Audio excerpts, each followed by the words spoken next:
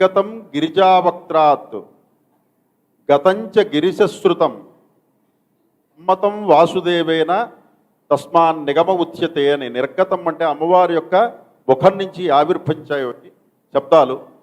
ఈశ్వరుడు వాటిని విన్నాడు, శృతం చేశాడు, విష్ణుమూర్తి సమ్మతించాట. ఇది నిగమ అనేటువంటి దానికి నిర్వచనం.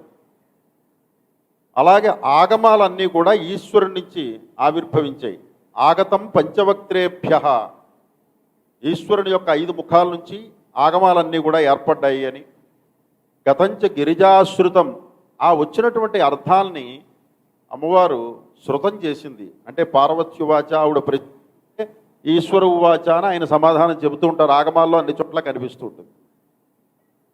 సమ్మతం వాసుదేవేన, దాన్ని కూడా విష్ణుమూర్తి సమ్మతించాడు. సమ్మతించిన తర్వాత ముద్ద వేసిన తర్వాత అవి అమల్లోకి వచ్చాయన్నమాట. దాన్ని ఆగమములు అన్నారు.